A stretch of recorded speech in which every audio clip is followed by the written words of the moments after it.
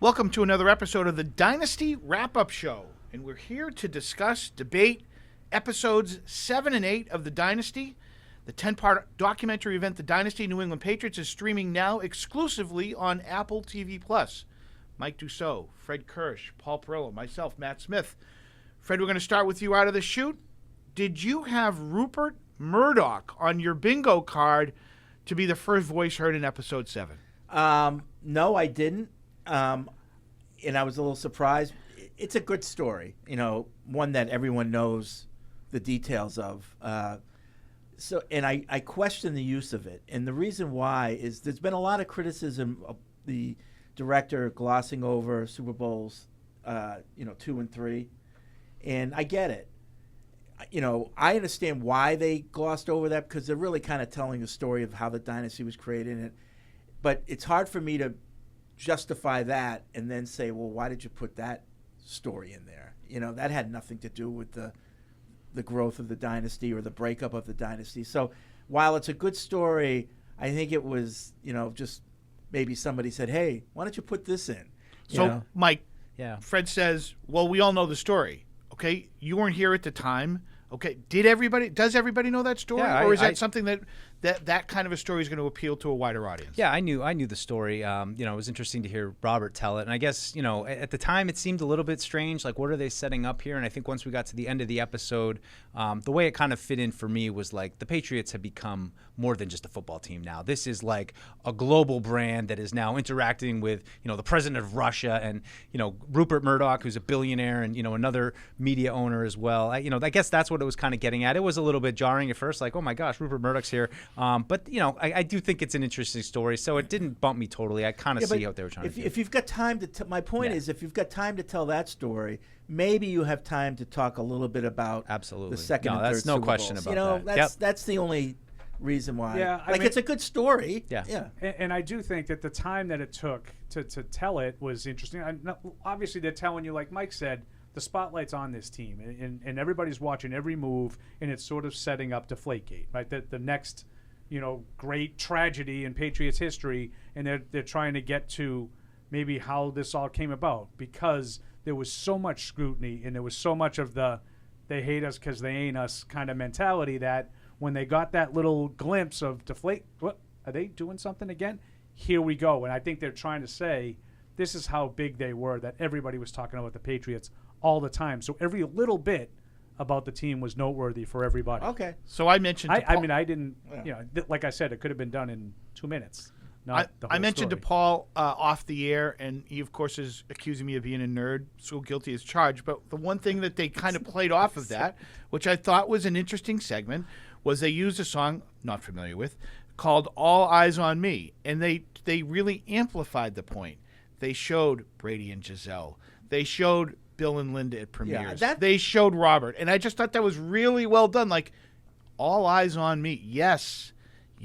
And that's what the Patriots had that become. was a great montage. Yeah, it was fantastic. That was really good. Yeah. And it brought back such memories. Like, we were in the middle of it at the time. But, yeah, I mean, it was all Patriots all the time. Giselle and Bill and, the Krafts. And, you were at the top. Right. You were at, Mount Olympus. Right. So, see, for me, like, the perspective I had is that was among the most miserable times for me because you're in the middle of 10 years. I'm just so sick of playing before. No, you're in 10 years without a Super Bowl at that point. And yes, they were on top of the world, but it was also incredibly disappointing. 07, 08, 09, 10, 11, 12, 13, all those years as a fan, it was devastating. And yes, they were on top of the world like that. But there was also a lot of, like, time is running out on this team. And as a fan, and we'll get to eventually Super Bowl 49, but, that was, to me, the kind of culmination of all that suffering that you had for 10 years. So for me, it was nice, but I also felt as a fan, like, this wasn't really like, oh, aren't the Patriots great right now? Like, that was year after year of frustration for me at that point. So that's great because that's the outside the organization because the three of us were obviously embedded. We were here. And Mike wasn't at the time, but that sort of illustrates, I think, probably why they chose to go into that with that montage to show all the spotlight that and the scrutiny this team was under. Mike was a huge Patriots fan, and he was growing tired of not winning. Yeah. Right, that Meanwhile, horrible they're going 10-year to drought. AFC Championship game, Unthinkable. AFC Right. Championship, AFC Championship. Fans of any Right. other team would have died to have our success. Exactly. And Yeah. this is my point of how you can understand why Deflategate took on the life that it did, because everybody was so sick of this smug organization that went to AFC Championship games, and it wasn't good enough for some. Right. I'm pointing the finger at you, Mike. it wasn't. But I mean, I think that does sort of And tell for the story. us, at least for me, and I think Tom Brady would share, the Deflategate was we have to defend our honor. Who's on? No. You know, no, but I mean, like it was like, okay, we're back on the wall, defend the wall. Yeah. You know, they're trying to tear us down again. You know, as a lot of the people in the documentary said, this was a nothing, but it was the Patriots, so Right. it became a huge thing. So let's get to that, okay? This is the episode. The majority of the time was spent on Deflategate. And Mike, let's go to the outside person first. Sure. Did you learn anything? Was there any new ground uncovered, in your opinion, as they went through this story?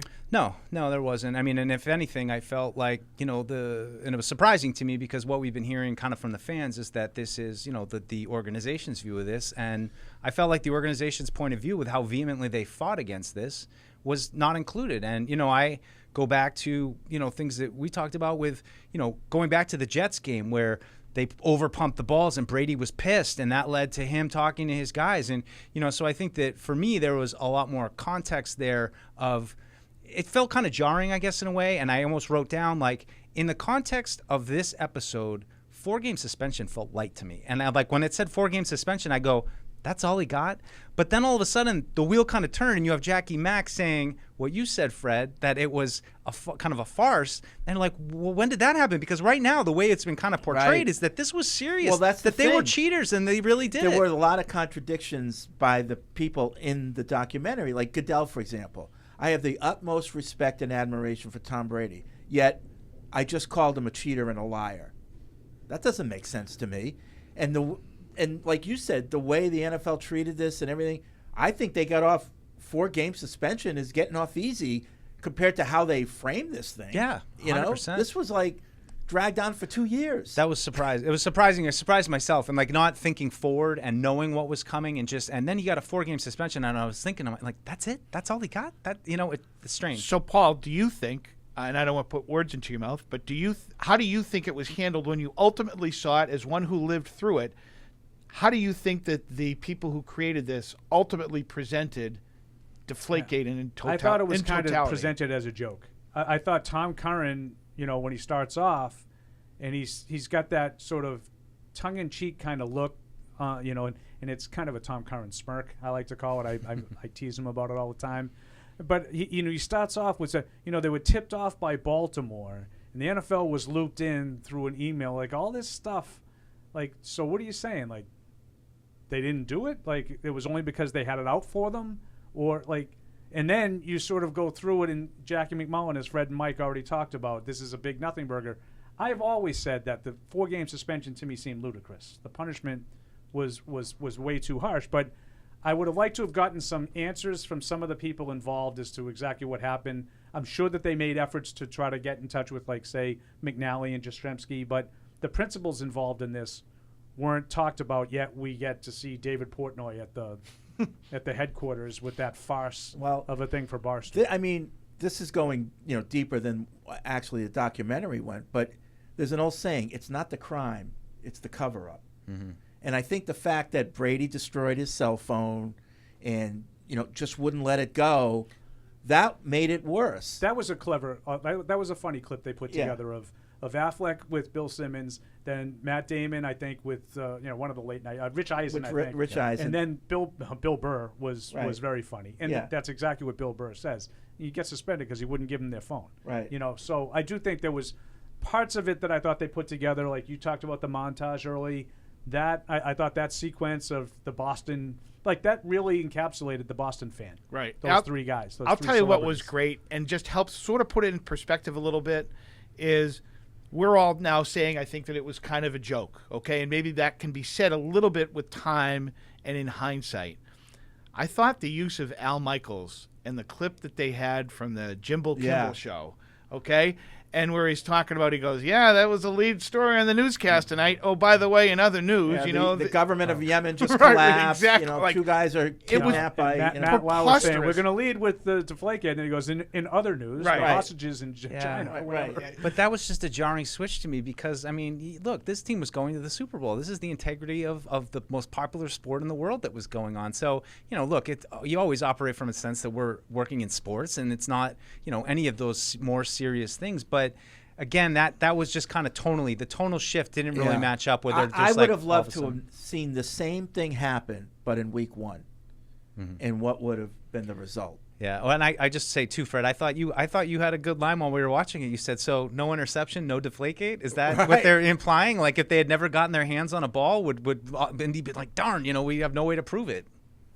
And that all led to, and I thought it was handled well. Like, I can't remember who the person was that said it, but maybe it was Peter King, although we don't see him. This is the biggest game of Tom Brady's life at that point in time.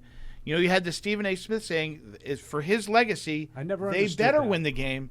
Wasn't his legacy kind of in a decent spot at that point in time? So, like, just out of curiosity, so let's say he goes out there and he plays a football game, and Pete Carroll doesn't have an aneurysm with 30 seconds left, and he hands the ball to Marshawn Lynch. That changes Tom Brady's legacy? Right. If Marshawn Lynch scores a touchdown at the 2-yard line, the 1 yard, wherever he was, like, that's an indictment on Brady now? Yeah. Like, the Stephen A. Smith drama. And listen, that's Stephen A. Smith. He's made, who am I to say? He's made a career, a very lucrative one, out of doing exactly what he did. I think sometimes some of these points come up on the episodes that we've watched, and I sort of am left to saying, was it really like that? Yeah. Like, was it real? Like, did anybody really think that Tom Brady was going to be considered a fraud if they lost that game? Well, I know, but I think, to me, I think that the documentary is doing a good job painting a picture of what Brady's mindset might have been like as we get to the end of the dynasty, beginning with perhaps being thrown under the bus by his coach. And then, I don't want to get too far ahead of ourselves with the other things that happened, but all these things built up. Why am I being questioned about Deflategate? Like, doesn't anyone believe me when I say I'm not lying? And then they go back to, we'll see. They do go back to Michigan and show how he had to fight, against Drew Henson there.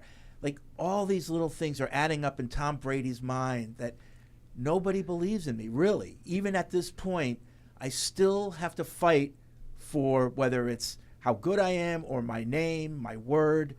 And there's stuff that the documentary doesn't. I would have liked to have heard him say stuff like that, though, but he didn't. Sure. No, and I think at the time I was probably a little bit like, la la la la, I don't want to hear it. But watching it now with a little bit more perspective and getting to hear Bill say what you pointed out, you have to talk to kind of the quarterback on that, and then seeing Brady kind of squirm up there and not look well rehearsed.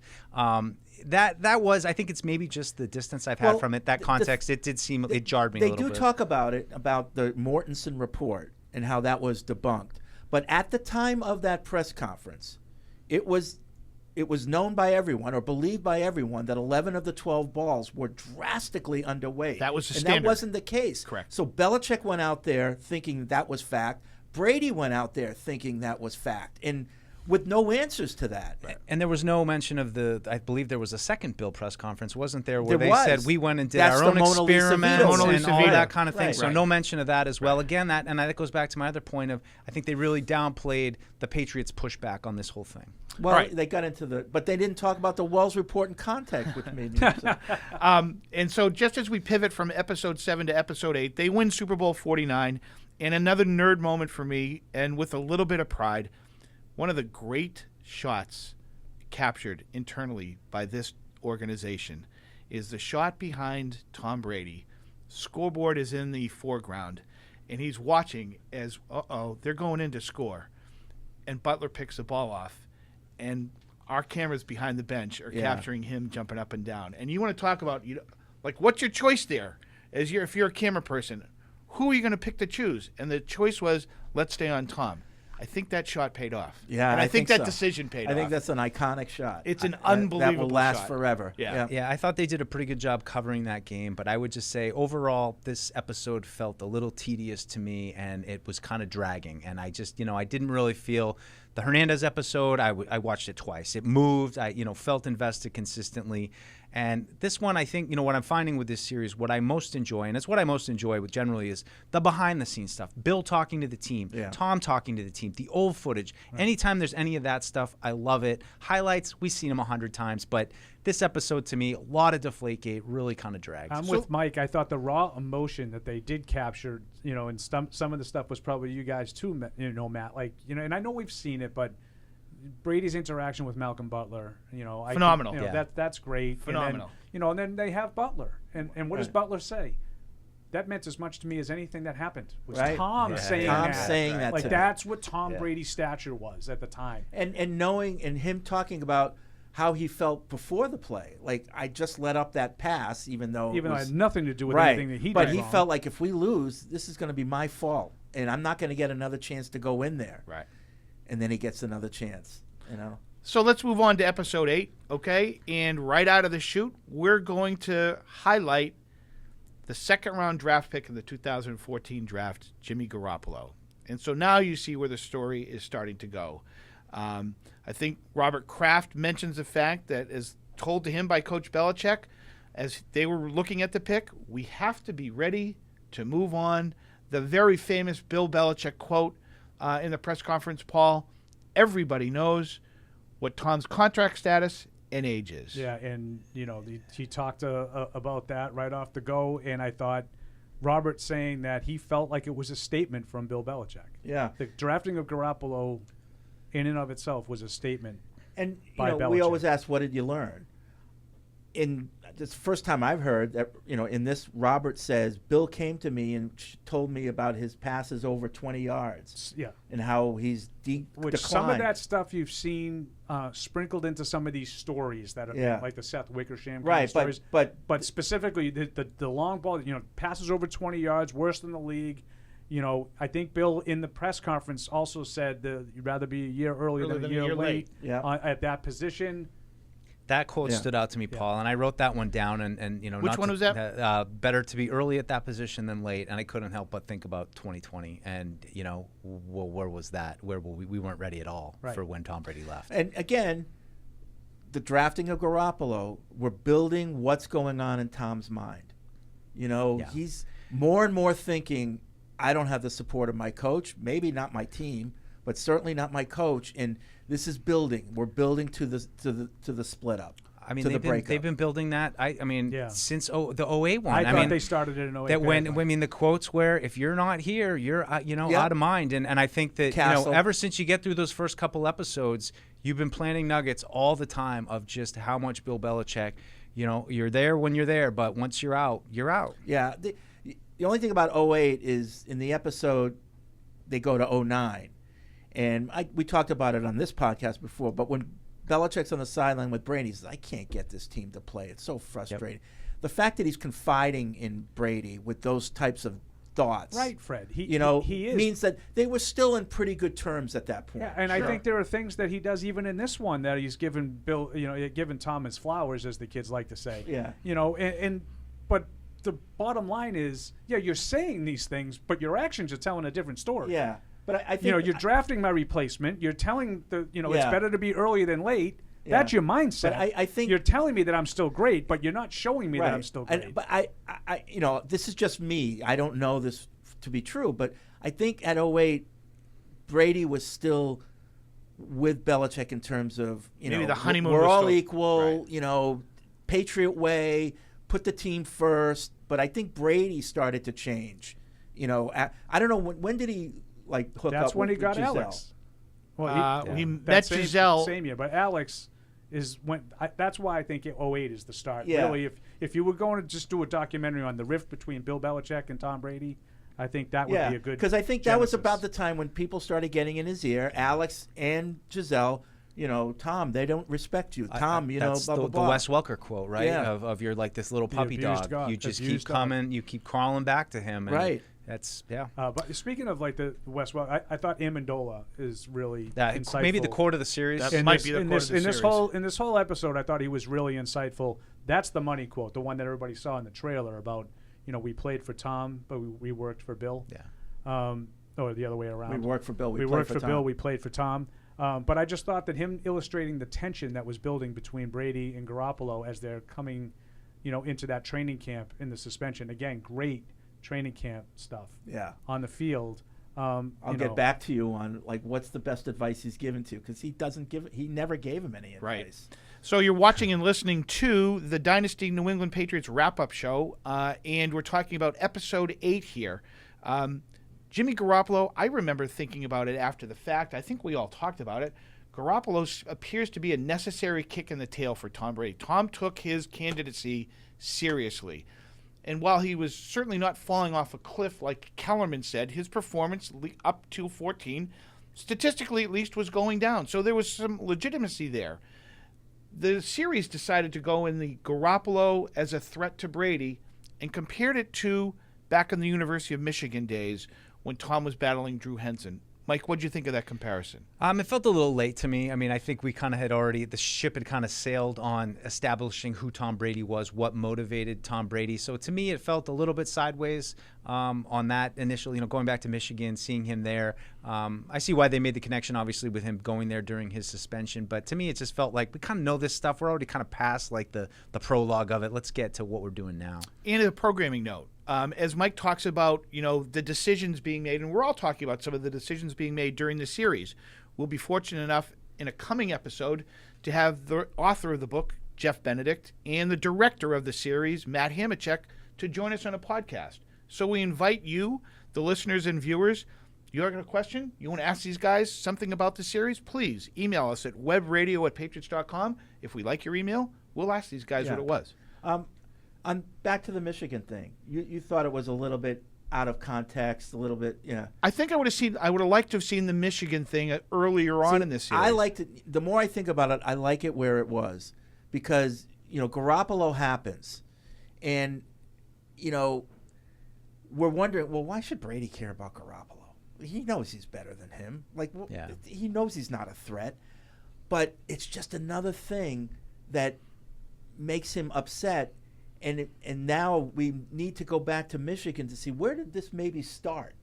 Like, where did this, hatred of anyone who might be a threat to you start? And it might be because at Michigan he felt he was, not appreciated and done dirty by Lloyd Carr with Drew Henson. And I thought the more I think about it, it makes sense to go back and relive his mindset throughout his career.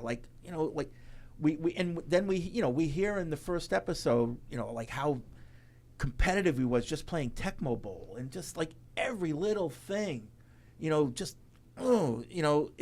ultra competitive, and he's wired that way. And it goes back to like maybe it might have stared here. No, that's a good point. I do think it's a good point, a good comp that you make. And because I was with Matt a little bit, I thought it was ill-timed. I liked the anecdote, not necessarily the Drew Henson part, but his buddy Jay Flannery, who we all sort of know in Boston from, he's his buddy, and he tells that story about the media day and the line that Drew Henson had behind him, signing autographs, and Brady's sort of looking and like, you kidding me? This kid hasn't done a thing. Right. I'm the starter. I'm the captain. And what did Flannery call it? The Tom Brady death stare? Yeah. They got a good clip of him standing on the sidelines. Right. They got it pretty good. So I did like that anecdote. I thought it would have been just as valuable earlier in the episode. But Fred, you make a compelling point, because he's looking at it as Jimmy Garoppolo is Drew Henson. He hasn't done anything, and you replace me. Now, to me, the big difference is, well, now Brady's at the end. He's old. Like, I don't think Belichick. But he didn't think he was at the end. I know, but he was. And Belichick looked at it as a guy who was going to be 40. Yeah. And he looked at the actuarial table and said, "This generally does. This is the way it goes." Newsflash. Yes, he was going to be 40. He's 39 years old, or whatever he was at the time. Yeah. Now Brady ended up outlasting it, but it didn't have to be treated like Drew Henson had done nothing. Right. Like, I think Tom Brady had a right to have a chip on his shoulder about Drew Henson. this, I think, is life. Yeah. Like, no one can be the guy forever. And he ended up being the guy for longer than anybody would have predicted. Yeah. So they move off of the Michigan Garoppolo comparison to the Tom Brady revenge tour, which ultimately gets us into the playoffs. But they plant the seeds of still unsettled. The team's unsettled. And Matthew Slater is introduced in this episode for the first time. And I think Patriot fans and all of us have a perception and a point of view about how Matthew Slater is. It was eye-opening to me to see some of the things that he said in regards to how he thought Tom was being treated that year. Mike, what did you think? Yeah, me too. I mean, that's, Matthew Slater just retired, so we're really used to hearing Matthew Slater like team representative, would never be one to say some of those kind of things. So I certainly thought it was interesting. And I mean, it just highlighted to me the difficulty of Bill Belichick and the way that he manages a team, which was treating everybody, that same and keeping everybody on the same level. But you had Tom Brady, who inescapably move beyond that, and it's a really hard situation, I think, to manage. That's to me what it highlighted, how hard it was to manage a superstar who's awesome, and you're still kind of giving him, pointing out all the big problems on tape. But the team is seeing that, but the kid Tom Brady is taking it hard, and you can feel the rising tension. Yeah. But Belichick has been nothing if not consistent over his career. Incredibly consistent. That's what he's always done. Yes. But Brady changed. Yeah. Yeah, and everyone's perspective of Brady changed. Yeah, and I think that players did think that, Bill's taking it a little bit more out on Brady than the rest of us just to make a point, and he probably was. Right. But for Brady, that hurt. It hurt. And this isn't a referendum on who was right and who was wrong. We're just sort of recapping where it kind of went wrong. And I do think that not only Slater, I thought Dante Stallworth, Wes Welker, again, with the abused dog, when they were talking about how hard Bill was on Tom, I thought all of those guys had some interesting comments. And it was interesting to hear just like how eye-opening it was to them. Like, they're treating Brady this way? Moss. Like, they decapitated. He decapitated Tom. Yeah, he decapitated Moss came Tom. into that as well, which, had obviously stuff that had happened earlier, but it just sort of spoke. And I do think that's a difference. And that's why I think the chronology of this is interesting to me, because by 16, you have quotes from Randy Moss, Dante Stallworth, and Wes Welker. They were all gone by then. Slater was still there, so that Slater may have been speaking in the present, with regard to 16. Yeah. I'm not surprised to hear that Bill Belichick was really tough on Tom Brady in 2007 when Randy Moss got here. But he was still doing the same Johnny Foxborough stuff in 16? Yeah, but here's the thing that we noticed. And if we noticed, I'll bet you the players noticed. He wasn't that way with Castle, and he wasn't that way in the first 3 games with Garoppolo. Well, he definitely wasn't with Garoppolo.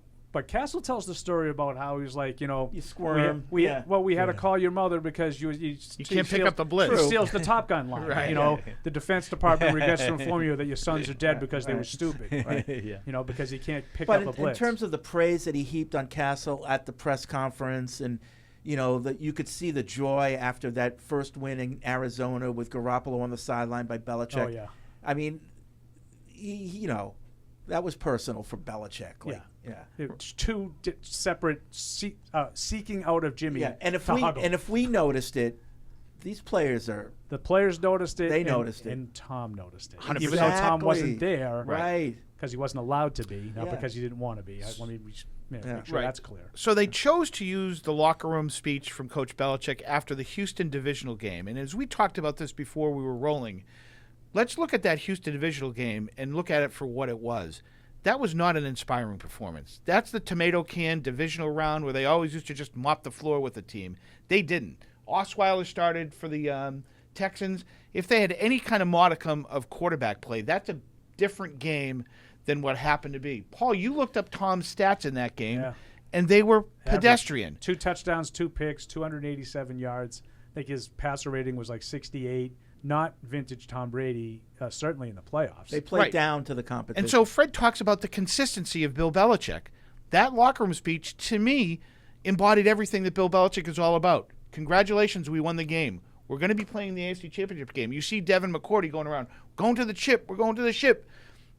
Bill's point was, if you play like this in the next round, it's not going to be good enough.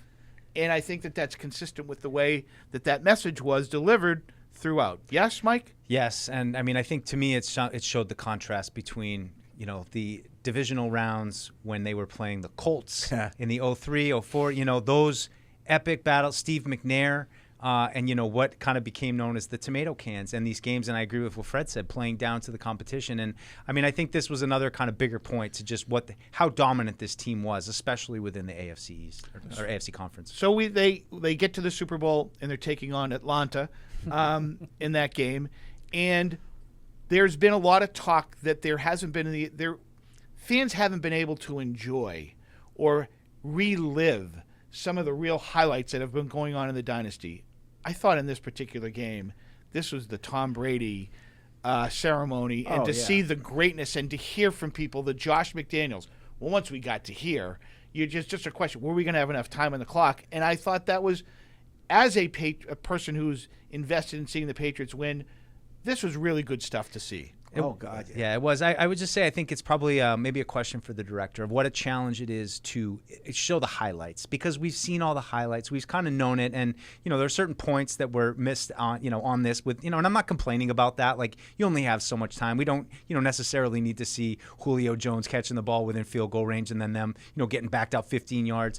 So it's, maybe a question for Hamachek of just how do you balance, showing the game, trying to tell the story of the game, but not getting too bogged down and being like a Sports Center highlight segment. I agree, because I don't think they tried to show the story of the game. I think they tried to show the story of Tom Brady's that's the way to put it. Absolutely. And I think it's not a bad. Yeah, it wasn't a bad course to take.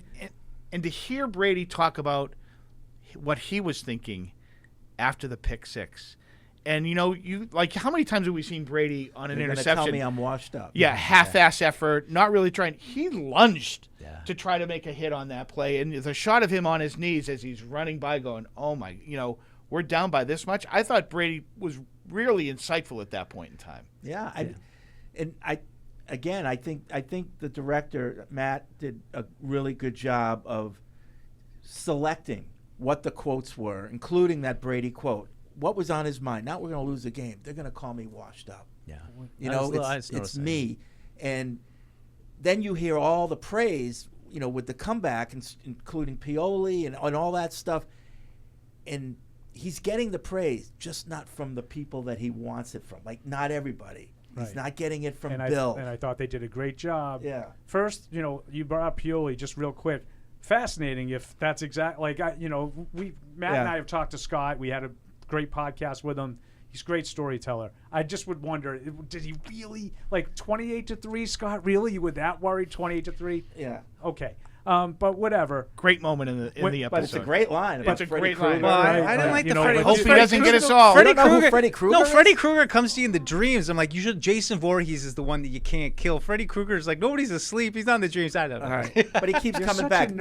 Can you just turn your nerd off for 5 minutes? He meant the guy at Halloween, right? Who's that guy? Michael Myers. Michael Myers. That's another one. Again. Yeah. Well, they all do. But anyway. So he mixed his metaphors. I didn't anticipate having that. I digress. And I have it. It's a little paraphrased here, but there was a shot from a post game or postseason after the comeback, and Belichick says Tom's performance was like everybody else's in that it was related to everybody else. And then he says, but Tom did some stuff. Then he sort of said, but credit to the team generally. Right. Like Tom's just like everybody else. He's one of the team. He was relying on the other team, all the team. No, I'm sorry. You just came back from 28-3 down because your quarterback was balls perfect for the last 15 minutes of the game when any one of those mistakes could have been like Atlanta. Any one of those plays had Atlanta made and the game was over, any one that the Patriots didn't make would have meant the game was over. And the best he could do was kind of say, like everybody else, he was reliant on everybody else. Yeah. And then he did say, but what he did was stuff that no one else has ever done at that age, something like that. Right. But again, age is coming into it. I think that's there always has to be a qualifier. Yeah. Right. Yeah. Well, and there's always seemingly a cliffhanger. Now, it wasn't as dramatic as the drafting of Hernandez or the Spygate cliffhangers that we've seen in the series so far. But, Fred, you mentioned it. It's pounding the thought home about age. And so we're now through 8 episodes of this documentary series with just 2 to go. Yep. And I think the seeds have firmly been planted that age And how is this thing going to continue with this guy? don't Can think this it's even gonna. happen? Yeah. I don't think it's gonna. Yeah. I haven't Spoiler. seen the last two yet. But Yeah. I mean, to me, I had a real quick, just an experience that I had similar to when watching Super Bowl 51, which when we saw Tom's mom on the sidelines and she had her head wrapped up, and all of a sudden you kind of realized that there's more going on here than you really realized. And I Plus thought his marriage. I thought the same way about this documentary, where that was another element that I think was really on Tom Brady's mind and was a big factor through all of this that I thought maybe could have been highlighted as well. Okay, so nice job, everybody. Hence concludes the Dynasty wrap-up show for episodes 7 and 8. We'll see you as they wrap up this documentary series later on.